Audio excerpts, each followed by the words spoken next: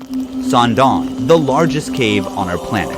This cave is so massive that it has a completely self-sustaining ecosystem with its own climate conditions. Hundreds of meters underground, the clouds you're used to seeing in the sky form inside this cave.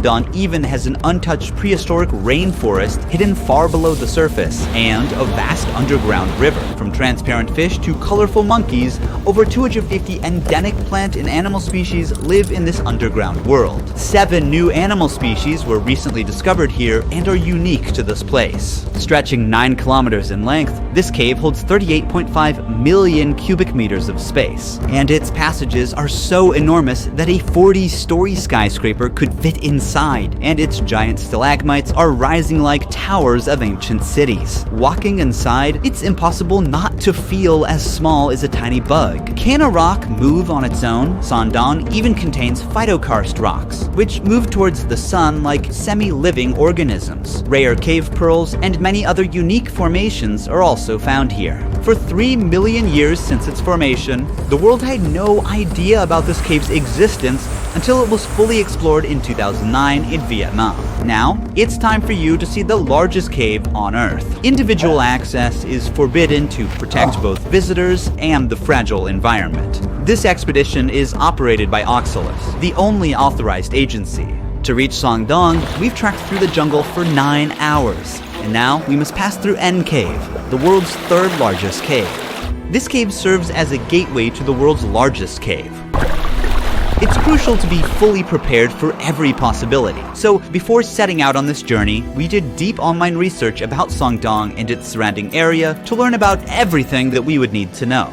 Now, we're heading towards the beach inside the cave. Over the centuries, water from nearby rivers gradually carved this place. The ceiling is 145 meters high, and the cave is 200 meters wide. During the flooding season, much of this empty space is submerged underwater. You can understand from the basket over there, the water levels rise so much that it can carry objects up to that level. With a breathtaking lake in front of us, it was impossible not to take a quick dip. At dusk, the sound of swift birds echoes in the cave. Because of their short and weak legs, these birds can't take off from the ground and must jump from a high place to fly. If they are trapped on the ground, it means death is certain for these birds. This one was unlucky and waited to die. At sunrise, we're ready for the journey to Doong. If we call this cave a neighborhood, then Doong is a massive city in comparison. We will move to the darkness now. I can't help but wonder what awaits us in Doong. As we walk, dozens of crickets on the ground start jumping from side to side. The ground is covered with centuries of bat guano. Above us, countless bats hang in deep sleep, but some are awake and constantly defecating on us, so it's not a good idea to look up.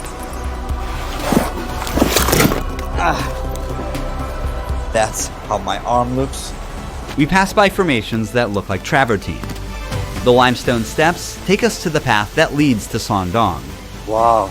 The view here is amazing. You can see some water coming down from both sides. End Cave welcomed us for a night deep in the jungle. Now, it's time to meet Doong Cave. It's trying to come to me, you know? It's moving towards me. It knows what to leech on. Oh, it got too big.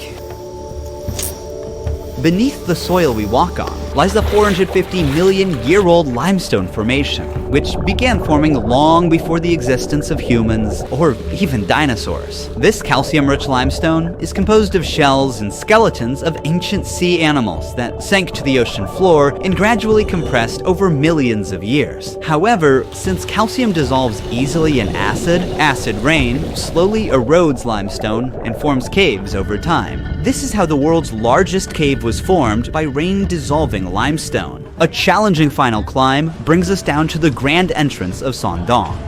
As we move deeper, Everyone's switching on their headlamps now. This path will lead us to the Hope and Vision Passage. In this 9-kilometer-long cave, there is so much to explore. We might be the first to record newly discovered animals.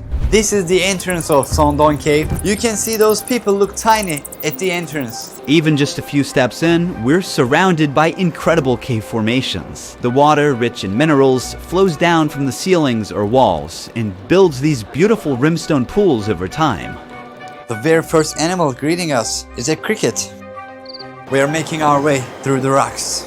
Some stalagmites are sparkling in pure white because of the mineral type they're composed of. It looks like a diamond. Yes, it does. There's a huge stalactite in bronze color, resembling frozen waterfalls. The orange-brown hue suggests the presence of iron or other minerals mixed within the limestone. Some stalactites have actually broken off from the ceiling and fell down to the ground. That one in the middle is a fault line. It was formed because of tectonic movements of the Earth. Doong's enormous size is not just the result of water erosion, but also the fractures caused by tectonic movements, which created pathways for water to flow deeper. There's a huge river in this part of the cave. If you fall, you can't swim. It's so fast. Heavy rains feed many rivers here, and a large and fast river now flows through the cave. How did this come to life? We are like hundreds of meters inside the cave. There is no sunlight. Heavy floods can bring soil and plant stems into the cave. That's why we see a sprouted seed here. Unfortunately, without sunlight, they won't survive for long. The flood also brought spores in, so now there are mushrooms growing here. The moisture and darkness are perfect for them. Just yesterday the water reached up to here. It carried a lot of mud with it. It's so recent, as if the flood just happened here. Signs of the incident are still visible. We reached the Hope and Vision Passage. This is the largest part of the cave. I'm standing next to the tallest stalagmite in the world. It is 80 meters high. It took an average of 800,000 years for these minerals to accumulate on the ground as water dripped from the ceiling and formed this massive stalagmite. The reason it got so huge is because it grew in a part of the cave where the ceiling is over 170 meters high and more than 130 meters wide. So this part of the cave is as large as a 40-story skyscraper could fit, and even a double-decker aircraft could fly through. You can see the light coming from the first dolin very far ahead. That's where we are heading.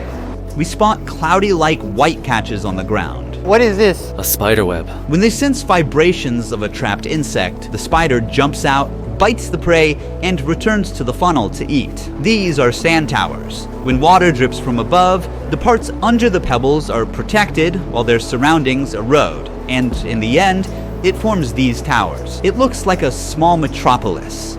If you carefully look at it, there's a guy standing on the top of that rock. Our teammate in the far distance is now standing on a stalagmite of 60 meters in length. We move 3 kilometers forward in the cave. This is our camping site. Imagine sleeping here, looking at this view. From here, you can partially see the first dew line. It might look like the cave's exit, but it's actually the first of 2 massive dew lines. And from here on, things will get more incredible. The temperature difference between the outside and the inside of the cave forms mist and clouds inside the cave. The area beyond them is called Watch Out for Dinosaurs. We will explore that place tomorrow. For now, it's time to rest. Now we are going to first dolin. This is the next day. There will be a lot of things that we will see today. Let's go. We are crawling through narrow passages to get to the first dew line. A very narrow point. These sticky threads are traps belonging to cave worms. They produce a blue-green light from their tail to attract flying insects to these sticky threads. Once an insect gets stuck, the larva pulls up the thread with its mouth and eats its prey. This limestone is the oldest limestone in Southeast Asia.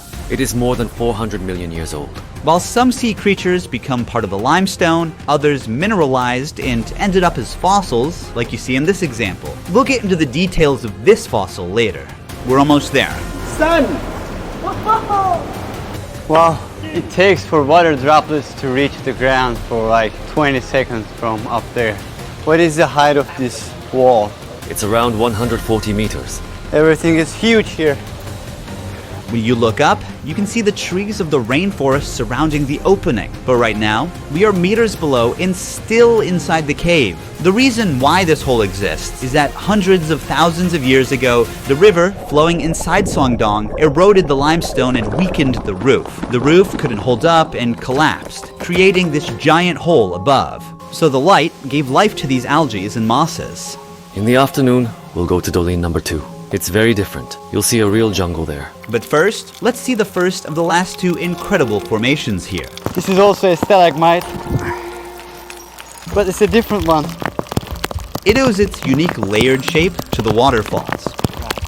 These are phytokarst formations. They are rare limestone formations shaped by the growth of algae, mosses, and microorganisms together with calcium carbonate. Since both biological and geological processes shape them, they're like partly a living and partly non-living. Here you can see the phytokarst formations moving toward the sun like a hand extending from the cave. Climbing 1 kilometer down and up in the dark, we finally reached our next destination. This is the second dolin, much bigger than the first one. This looks amazing. All of a sudden, we are in a forest, in a cave. Look here, they're so dense. The roof of the cave at this point collapsed as a result of the intersection of 2 main faults, forming a dew line on the surface 252 meters above where we are. The collapsed cave roof allowed sunlight to enter, giving rise to an entirely new ecosystem. Despite extreme conditions, plants and animals have managed to adapt and turn this place into a unique underground rainforest. As we move forward towards the light, the height of the plants grow. The soil makes it perfect to form a rainforest. A large portion of the soil here consists of bat guano. It is accumulated for millions of years and is highly fertile. The soil here is deep and full of small holes. There is an insect in each hole, and the insects are making traps in these holes to catch animals. This jungle is huge. The biologists have found more than 200 species of plants and almost 60 species of animals living in this area. There are some monkeys on trees. This might be the only cave where monkeys live. Most primates typically prefer trees as their habitat, and cave environments are not suitable for them. However, this extraordinary cave has become a new living space for certain species. We came across a centipede, and snakes are living in this forest as well. Sound of this forest is calming. Even the explorers who first came here in 2009 thought they'd found the exit for a moment. Remember that we are in a cave. This cave has its own rainforest. All of these trees get thinner but taller to reach the sunlight coming from above. That's why all of them are very thin, but very tall compared to their width. Certain trees reach heights of 40 to 50 meters. It's because the trees prioritize height to maximize sunlight absorption. This is the remains of a snail. Monkeys catch these snails and break them with stones, then eat them. As we move through the cave, we start coming across signs red-shinned dukes have left behind. Look, so many snails. Most of them are broken and probably eaten by a monkey. We kind of forget we're in the cave because it's so massive. This is where we are going to camp tonight. It's our 4th and final day in the cave. Today, we navigate through a water-filled passage before reaching the Great Wall of Vietnam. The stalagmites here look fascinating, almost like the work of a sculptor. A pool of water surrounds this column and fish are swimming in it. These fish have no eyes as they have adapted to live in this total darkness. Instead, their other senses got stronger over time. See how it doesn't give any reaction to the shadow of my hand or the movement? It doesn't see anything. Like the fish, this cricket is completely blind. It doesn't see me. These super rare formations are called cave pearls. They are usually 1 centimeter in diameter, but here, since they are too old, some of them are as big as a tennis ball. Just like real pearls, they form around a tiny nucleus, such as a grain of sand, with layers of minerals slowly building up over time. They need a few hundred years to be fully formed. As we push further into the cave, something unexpected catches our eyes. These are deer bones. They're estimated to be 500 years old. There is one last challenge ahead, an 80-meter high karst wall called the Great Wall of Vietnam. To reach there, we must also pass through a 600-meter long Passchendaele passage. The passage is now filled with water and is turned into a breathtaking jade green lake. It's so high that the light does not reach to very top.